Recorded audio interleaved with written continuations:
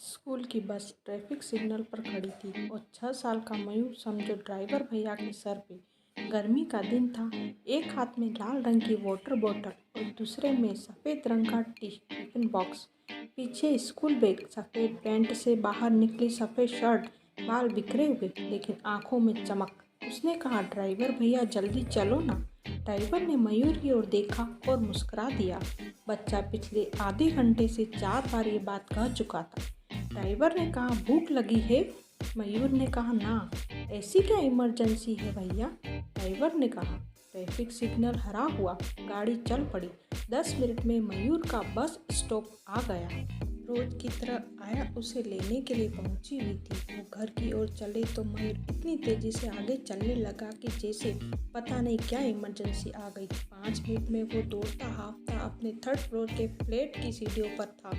घंटी बजाकर लगातार कई बार बजाने लगा और उसकी इस आदत से उसके पापा बड़े परेशान रहते थे। रोज कहते थे, ऑर्केस्ट्रा पार्टी में हो जो यहाँ कीबोर्ड बजा रहे हो। उसकी माँ नेहा ने दरवाज़ा खोला। 7 महीने से प्रेग्नेंट थी। मयूर ने नेहा से लिपट गया और बोला, बताओ ना, तुम्हारे कान में कितनी जल्दी आए स्कूल से? बताओ ना मम्मी। नेहा ने कहा, अच्छा अच्छा, आराम से। तुझे बताया ना, आजकल मम्मा से ज़्यादा चिपकना नहीं है। रागिनी सोफे पर बैठ गई और बगल की मेज पर रखे बड़े से लिफाफे से मेडिकल रिपोर्ट निकालने लगी।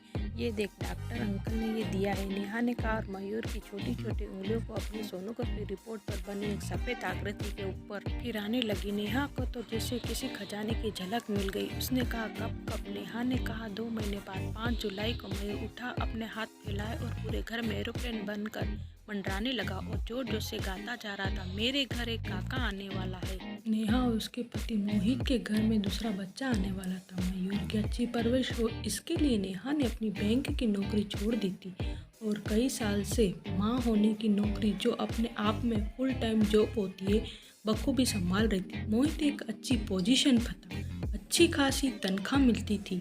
साल में एक बार पति पत्नी कहीं न कहीं छुट्टी पर जरूर चले जाते थे और इस बार भी गर्मियों में किसी अच्छे हिल स्टेशन जाने की प्लानिंग चल ही रही थी कि डॉक्टर ने सख्त हिदायत दी कि नेहा ट्रैवल नहीं कर सकती। अगले ही दिन मोहित ने नेहा की मां को शहर फोन लगाया और कहा, मम्मी, डॉक्टर ने तो नेहा को कहा है कि वो कहीं आ जा नहीं सकती, तो हमने अपनी छुट्टी भी कैंसिल कर दी है और उसके बाद लक्ष्मी की शादी में शहर भी नहीं आ पाएंगे। लक्ष्मी को समझा दीजिएगा। आप ऐसा करिए, शादी के फौरन बाद आप यहाँ नेहा के पास आ जाइए। नेहा की मम्मी ने कहा, ठीक है, और वैसे भी अब तो गोद भराई भी होने वाली है। मोहित कोशिश करता था नेहा को खुश मिजाज रखे। दोनों साथ में पुरानी पिक्चरों के गाने सुनते थे। ड्राइंग रूम में अपने लाल सोफे पर बैठकर कई पिक्चरों के गानों पर अपने माइकल जैक्सन जैसे बैठे मयूर का डांस देखते थे और कॉमेडी फिल्मों पर साथ हंसते थे। बच्चों के नामों की किताब खरीदी जा चुकी थी। बच्चों के नाम पर रोज छेड़छाड़ के झगड़े होने लगे थे। मोहित हर छोटी छोटी चीज़ के लिए नेहा का ख्याल रखता था। दफ्तर से फ़ोन करके खैरियत पूछता था। बॉस से बहाने बनाकर जल्दी सड़क लेता था। ऐसा लगता था कि इस बच्चे ने अपना जादू दुनिया में आने के पहले ही चलाना शुरू कर दिया था। जिंदगी की दौड़ भाग में मशरूम हो चुके मोहित और नेहा फिर से वही पुराने प्रेमी बनते जा रहे थे। रेलवे स्टेशन पर गाड़ी आने में 20 मिनट की देर थी। स्कूल की छुट्टियों का वक्त था और प्लेटफॉर्म पर बैठने तक की जगह नहीं थी। वैसे मोहित अगर बैठना चाहता भी तो मयूर उसे बैठने नहीं देता। वो रेलवे स्टेशन होश संभालने के बाद पहली बार आया था। बहुत खुश था। उसकी नानी जो आ रही थी। ट्रेन आई, नानी उतरी और मयूर तो प्लेटफॉर्म पर ही चालू हो गया। आज फैलाकर हवाई जहाज बनकर गाए जा रहा था, मेरे घर एक काका आने वाला है। रास्ते भर नानी से आने वाले बच्चे के बारे में बात करता रहा। ऐसा लग रहा था कि वो बच्चे के आने की खुशी माँ बाप से ज़्यादा मयूर को थी, तो वो इसके अलावा कुछ बात ही करने को तैयार नहीं था। जो उसके घर आता उससे मयूर अपना फेवरेट डिस्कशन शुरू कर देता था और मौका मिलते ही अंदर के कमरे से कागजों का ढेर ले आता था जिसमें उसने कई सारी ड्राइंग बनाई थी। असल में मयूर ने अपने माँ बाप से कह रखा था कि वो आने वाले बेबी का चेहरा गेस करके रोज एक ड्राइंग बनाएगा। नानी हाथ मुंह धोकर उसके लिए लीची छीलने के लिए बैठी ही थी कि मयूर ने कहा, नानी जब बेबी घर आएगा ना और मेरी इतनी सारी ड्राइंग में अपनी फ़ोटो देखेगा तो बहुत हैप्पी हो जाएगा। फिर मैं रोज़ उसे अपने पास साथ पार्क में खेलने के लिए ले जाऊंगा और उसको अपनी बोल दूंगा, अपने साथ स्कूल ले जाऊंगा, बिल्कुल नहीं मारूंगा। नेहा की माँ ने भी अपनी तैयारियां शुरू कर दी थी। वो बच्चे के लिए ऊन के मोजे बुनने लगी थी। एक छोटा सा पालना खरीद लिया था और नेहा के सामने बैठकर धार्मिक ग्रंथ पढ़ती, लेकिन मयूर ने पालने को रिजेक्ट कर दिया था। वो मोहित से जिद करके बंक बेड खरीदना लाया। कहता था कि वो नीचे वाले बेड पर सोएगा और बेबी ऊपर वाले में। मोहित अक्सर कमरे के एक कोने में बैठा चुपचाप बड़े चाव से मयूर की हरकतों को देखते रहता था। वो सोचता था कि काश बड़े भी दुनिया को इसी मासूमियत और सरलता से देख पाते जैसे बच्चे देखते हैं। नेहा की गोद भराई की तैयारी शुरू हो गई थी। उसकी तरफ गोद भराई बड़ी रस्म मानी जाती थी। प्रेगनेंसी के 7वें-8वें महीने में होती है, जिसमें माँ को ढेर सारे तोहफे और रिश्तेदार, दोस्त, पड़ोसी आशीर्वाद देने आते हैं। यूँ तो मोहित ने उससे कह रखा था कि वो सब कुछ संभाल लेगा। सच कहूँ तो उसे भरोसा नहीं था कि इतने बड़े फंक्शन को उसका हस्बैंड अकेला ऑर्गेनाइज कर पाएगा। नेहा ने कहा, मुझे ही कर लेने दो। दिन भर एक सोफे से बिस्तर और बिस्तर से सोफे के बीच पेंडुलम की तरह घूमती ही तो रहती हूँ। मुझे लगता है कि गोद भराई की तैयारी एक बहाना ही रहा होगा। अब तो उसके फ्रेंड्स भी बच्चे के बारे में पूछने लगे थे। आंटी मयूर को बुला दीजिए प्लीज़। आंटी बेबी घर पर कब आने वाला है? बेबी का नाम क्या है? अरे नाम से याद आया कि नाम का महासंग्राम अभी खत्म नहीं हुआ था। अगर लड़का होता तो मोहित ने 3 नाम चुने थे, अविरल, आदिल और हिमांशु। नेहा ने जवाब में चुने थे कुश, मलय और कौस्तुभ। अच्छा अगर लड़की होती तो मोहित ने अपना फाइनल नाम एक ही सोच लिया था, आयशा। और नेहा का फैसला था कि उसकी बेटी का नाम अदिति होगा।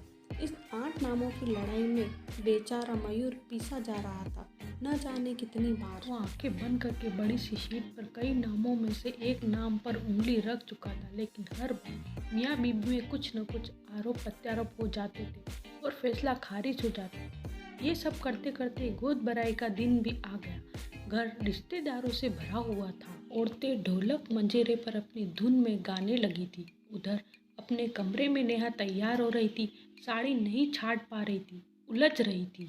आखिरकार तैयार होकर ड्राइंग रूम की ओर बढ़ी। मोहित को देखा, खूबसूरत लेकिन बेहद थकी हुई लग रही थी। पिछले कुछ घंटों की किचकिच में उसका ब्लड प्रेशर बढ़ गया था, बेहोश होने लगी। एक दीवार के सहारे खड़ी हो गई। फौरन नेहा को अस्पताल ले जाने की ज़रूरत थी, वरना कुछ भी हो सकता था। एम्बुलेंस वाले ड्राइवर से मोहित 3 बार कह चुका था, भैया जरा सा तेज चलाइए, नहीं सुन रहा था। आखिरकार मोहित उस पर चिल्ला गया था। बर्दाश्त था वो। बस आधे घंटे पहले तक सब कुछ ठीक था, जैसे जिंदगी का साफ सुथरा प्रेम। लेकिन अचानक किस्मत ने उसका शीशा चटका दिया था। नेहा बेहोश थी और जवाब नहीं दे रही थी। बड़ा अकेला महसूस कर रहा था वो। अचानक मोहित अफरा तफरी में अस्पताल पहुंचा। उसे समझ नहीं आ रहा था कि नेहा का ख्याल करे या दौड़कर पर्चा बनवाए। डॉक्टर ने आखिरकार नेहा को एडमिट कर लिया। मोहित जाकर उसके बेड के बगल में बैठ गया, उसका हाथ थाम लिया। पहली बार मोहित ने इस बहादुर लड़की के चेहरे पर शिकन देखी थी। माँ बनने का सपना वो बचपन से संजोई थी। ये सपना वो खोना नहीं चाहती थी। मोहित ने नेहा की खातिर दफ्तर से छुट्टी ली। दौड़ते हुए सब काम करता रहता दिन भर और उधर घर पर माँ एक नन्ही सी जान मयूर का ध्यान बांट रही थी और प्रार्थना कर रही थी कि उसकी बेटी ठीक हो जाए। लेकिन नेहा की हालत सुधर ही नहीं रही थी। उम्मीद और नाउम्मीद के बीच एक दरीचा, और उस दरीचे से मोहित अपनी पत्नी की जिंदगी को देख रहा था। उसने तो सारी जिंदगी का सोचा समझा प्लान तैयार कर लिया था। कब शादी करेगा, कब पहला बच्चा होगा, कब दूसरा, कब उसके लिए फिक्स डिपॉजिट। लेकिन इन सोचे समझे कैलेंडर में एक नया पन्ना कहीं से उड़ कर आ गया था। एक दिन डॉक्टर ने कहा, सॉरी हम डिलीवरी डेट तक वेट नहीं कर सकते हैं, हमें ऑपरेशन करके प्रीमेच्योर डिलीवरी करनी होगी। 2 दिन बाद मरीजों वाली हरी ड्रेस पहनकर नेहा अपने वार्ड से निकल गई। पहियों वाली स्ट्रेचर पर सवार हो मोहित भी साथ चल रहा था। नास्तिक था पर आज किसी अनजान इष्ट देव को याद कर रहा था। ऑपरेशन थिएटर के बाहर उसने रुकने को कहा गया। मोहित एक बेंच पर बैठ गया, इंतजार करने लगा। बहुत देर हो गई। दूसरे ऑपरेशन थिएटर में सर्जरी खत्म भी हो गई और पेशेंट बाहर भी आ गया। मोहित बेचैन हो रहा था। अचानक डॉक्टर ऑपरेशन के बाद खुदूले हाथों को पोंछते हुए बाहर आया और कहा, मिस्टर मोहित। मोहित अचानक खड़ा हो गया। डॉक्टर ने कहा, आपकी वाइफ एकदम ठीक है, लेकिन आपका बच्चा स्टिल बॉर्न पे बेजान पैदा हुआ है। मोहित और नेहा की जिंदगी का खूबसूरत फोटो फ्रेम जमीन पर गिरकर टुकड़े टुकड़े हो गया। वो बच्चा जिसका उन्हें 1 साल से इंतजार था, वो उनकी जिंदगी में आने से पहले ही उन्हें अलविदा कहकर चला गया था। ये बात सिर्फ नेहा की माँ को बताएगी। नेहा का प्राइवेट वार्ड दिन भर औरतों की सिसकियों से भरा रहता। मोहित के अंदर भी बहुत कुछ उमड़ रहा था। वो भी जोर जोर से सक कर रोना चाहता था, लेकिन मजबूर था। ऐसे वक्त पर कमजोर नहीं दिख सकता था। घर पर मयूर को एक झूठ बता दिया गया था कि उसकी मम्मी को इन्फेक्शन हो गया था और उसे किसी से मिलने की मनाही थी। मोहित और नेहा का अपना गम इतना तकलीफ देह नहीं था जितना उस लम्हे का डर जब वे अपने घर को वापस दाखिल होने वाले थे खाली हाथों। वो दोनों जब घर से निकले थे तो उस नन्हे से सपने को घर लाने के लिए निकले थे जो 1 साल से उनकी आंखों में बसा हुआ था, लेकिन आज वो सपना जल चुका था। नेहा को अस्पताल से घर लाने की इजाज़त मिलने वाली थी, लेकिन शायद कुछ वक्त के लिए उसे किसी चीज़ का मोह नहीं बचा था। वो टूट चुकी दीवारों को ताकती रहती थी, अचानक वो उठती थी। कुछ और दिन बीत गए। आखिरकार एक दिन नेहा को डिस्चार्ज कर दिया गया। मोहित ने अस्पताल से चलने से पहले घर फोन किया। आया ने उठाया। मयूर कहाँ है? मोहित ने कहा, एरोप्लेन बना रहा है साहब। पीछे मयूर के जोर जोर से गाने की आवाज़ आ रही थी।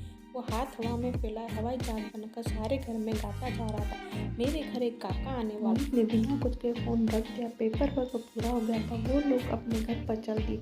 आधे घंटे बाद मोहित ने अपने घर पर घंटी बजाई। आया ने दरवाज़ा खोला और पलट कर चिल्लाई, मयूर देखो कौन आया है। मयूर दौड़ता हुआ आया। वही एरोप्लेन वाली मुद्रा करता हुआ बोला, कहाँ है बेबी, कहाँ है बेबी। मोहित ने पलट कर नेहा को उसकी माँ को देखा। नेहा बोली, लो ये तुम्हारा बेबी।